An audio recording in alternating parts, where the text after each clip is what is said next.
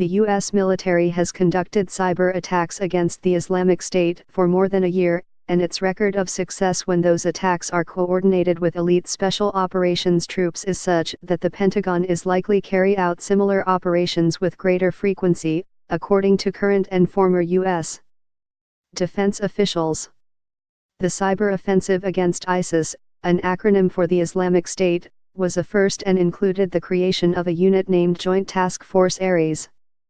It focused on destroying or disrupting computer networks used by the militant group to recruit fighters and communicate inside the organization. Such offensive weapons are more commonly associated with U.S. intelligence agencies, but they were brought into the open in 2016 after then Defense Secretary Ashton B. Carter pressured U.S. Cyber Command to become more involved in the campaign to defeat the Islamic State. The move sparked a debate in the U.S. government over whether American allies would object to the U.S. military's altering computer networks abroad, The Washington Post reported in May. Some intelligence officials argued that using such weapons in other countries could jeopardize the cooperation of international partners on which U.S. law enforcement and intelligence agencies depend. U.S. military cyber operation against ISIS sparked heated debate over alerting allies.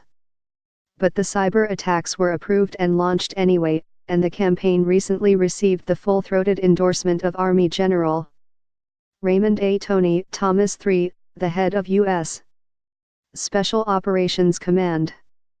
Thomas, speaking Wednesday to Army officers at a conference in Northern Virginia, cited Joint Task Force Ares, saying its efforts, combined with those of Special Operations troops, other elements of Cyber Command, the intelligence agencies and international partners, produced an operation which provided devastating effects on the adversary.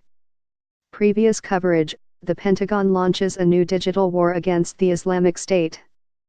When combined with traditional military operations, Thomas said, the cyber strikes culminated in the kinetic destruction of that adversary on an epic scale. He argued that the military can only achieve exquisite effects like this with a task force that combines a variety of capabilities, including cyber weapons. We should be conducting operations like this continuously in a campaign, Thomas said. We are not there yet, but we are trending positively in that direction, more every day. Thomas did not describe the operation in further detail. His spokesman, Navy Capt. Jason Salata, said he could not expand on the comments due to the operation's sensitivity. In May, ADM Michael S. Rogers, who oversees Cyber Command, told the House Armed Service Committee's Subcommittee on Emerging Threats and Capabilities that he created Task Force Ares to coordinate the efforts of Cybercom with other U.S. forces in the Islamic State fight.